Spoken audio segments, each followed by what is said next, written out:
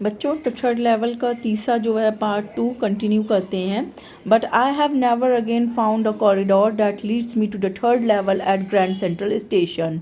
अब वो चार्ले कह रहा है लेकिन मैं जो हूँ मैंने फिर से नहीं कॉरिडोर में जो है I have never again found, मुझे फिर से कभी नहीं मिला वो कॉरिडोर जो मुझे थर्ड लेवल के ग्रैंड सेंट्रल स्टेशन पे ले जा रहा है। मतलब ग्रैंड सेंट्रल स्टेशन के थर्ड लेवल पे जो मुझे ले जाए ऐसा कॉरिडोर मुझे फिर कभी नहीं मिला। Although I have tried in often enough, हालांकि मैंने हर बार जो है बहुत कोशिश की। Louisa was pretty worried when I told her all this. Louisa मेरी वाइफ जो थी बहुत ही अधिक चिंतित हो गई, परेशान हो गई जब मैंने उसे इन सब चीज़ों के बारे में बताया।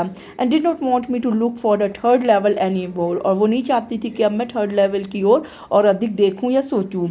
एंड आफ्टर ए वाइल, और कुछ समय बाद आई स्टॉप्ड, मैं रुक गया। I went back to my stamp, मैं अपने स्टैम्प कलेक्शन की ओर वापस चला गया। But now we were both looking every weekend, लेकिन अब हम क्या करते थे, दोनों ही हर वीकेंड में वो थर्ड लेवल को ढूंढने की कोशिश करते थे। Because now we have proved the third level still there, क्योंकि अब मेरे पास ये प्रूफ था कि third level grand central station में ही है। My friend Sam Weiner disappeared, और उसी बीच क्या होता है, मेरा फ्रेंड जो है सेम वेनर जो साइकेट्रिस्ट फ्रेंड था चार्ले का, वो गायब हो जाता है। नो बडी न्यू वेयर, कोई नहीं जानता था कहाँ। But I sort of suspected because Sam a city boy, लेकिन मुझे शक था कि कुछ उस पर, क्योंकि सैम एक सिटी बॉय है। And I use to tell him about Galesburg, और मैं अक्सर उसे गैल्सबर्ग के बारे में बताता था, यूनाइटेड स्टेट्स में जो है। और ये कहानी पूरी इंसिडेंट हो रही है यूनाइटेड स्टेट्स ऑफ अमेरिका में। I went to school there, मेरा वहाँ पे स्कूल भी था, मैं वहाँ स्कूल जाता था। And he always said he like the sound of the place, और सैम हमेशा मुझसे यह कहता था कि वो इस जगह के बारे में सुनकर उसे अच्छा लगता है। That's where he is all right in 1894, और चार्ले कह रहा है वो वहीं पर है, वहीं पे मतलब 1894 जो है सेंचुरी में वो रह रहा है।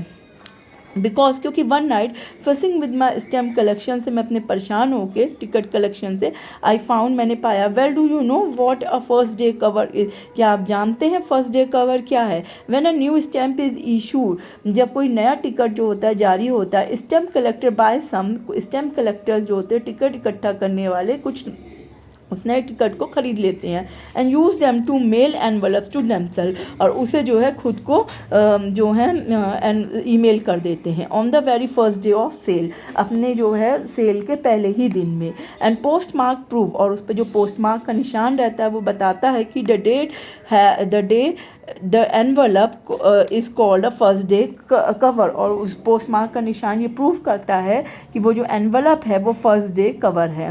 दे आर नेवर ओपन, हम जो है इसे कभी नहीं खोलते हैं। You just put blank paper in the envelope, और हम इसमें एनवलप में केवल एक कोरा कागज रख देते हैं। दैट नाइट, उस रात, अमंग माई ओल्डेस्ट फर्स्ट कवर, मेरे पुराने फर्स्ट कवर में से, आई फाउंड वन, मुझे एक ऐसा कवर मिला, that should not have been there, जिसे वहाँ पर नहीं होना चाहिए। बट देयर इट वॉज, लेकिन वो वहीं पर था। It was there because someone has mailed it to my grandfather at his home in Galesburg, क्योंकि उसे किसी ने जो है गैल्सबर्ग से जो है मेरे ग्रैंडफादर के एड्रेस पे सेंड किया था। But that what address on the envelope said, क्योंकि एनवलप का वो एड्रेस वही बता रहा था। And it had been there since July 1894, और वो 18 जुलाई 1894 से वो वही जो है उन मतलब एनवलप के कवर में ही रखा हुआ था। The post mark show that, और पोस्ट मार्क यही निशान जो है बता रहा है कि वो जुलाई 1894 से उन्हीं ढेर कवर के ढेर में पड़ा हुआ है। Yet I did not remember it all, हालांकि मुझे बहुत अधिक याद नहीं है। The stamp was a 6 cent, जो स्टैम्प था वो 6 सेंट का था। Dull brown with picture of President Garfield, वो डल कलर ब्राउन कलर का था, और उसमें पिक्चर जो थी उस समय के प्रेसिडेंट गारफील्ड की थी। Naturally when the envelope came to the grandad in the mail, और स्वाभाविक है जब वो एनवलप जो था मेरे दादाजी के पास आया मेल के द्वारा, it went right into his collection, उसके कलेक्शन में ही उनके जो है रह गया। एंड स्टेट दिया, तब से वो वहीं पड़ा रहा। Till I took it out and open it, अब मैंने इसे ले लिया और उसे खोला।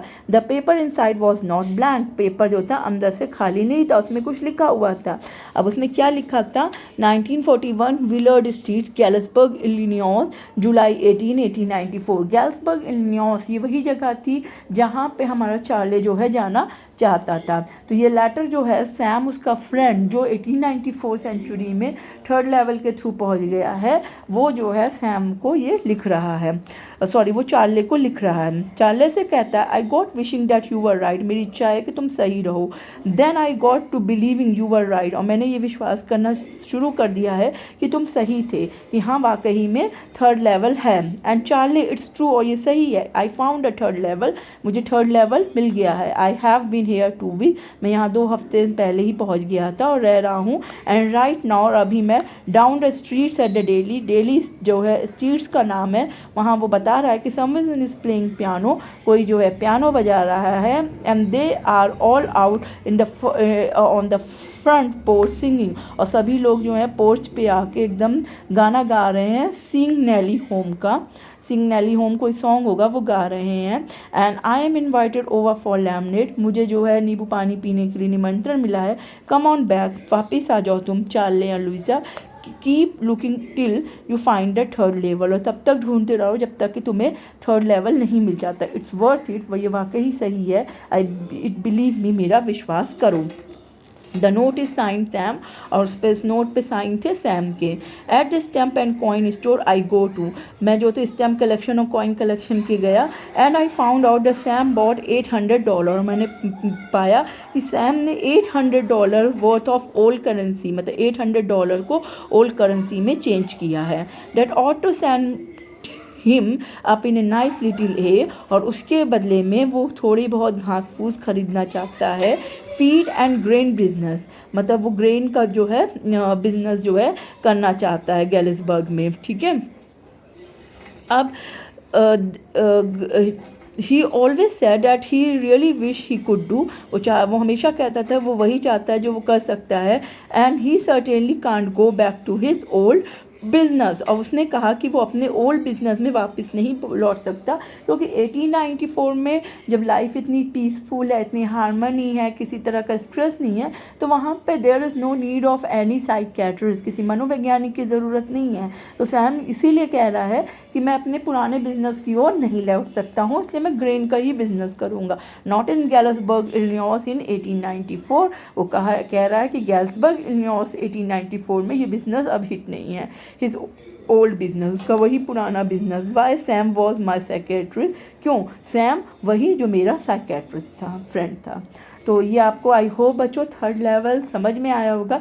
थर्ड लेवल लिटिल बिट थोड़ा सा टिपिकल है, क्योंकि इसमें थर्ड लेवल का मतलब भी है कि escape from reality, escape from stress, insecurity, वहाँ जहाँ पर्सन अपने आप को हारमनी और पीसफुल जो है महसूस कर सके।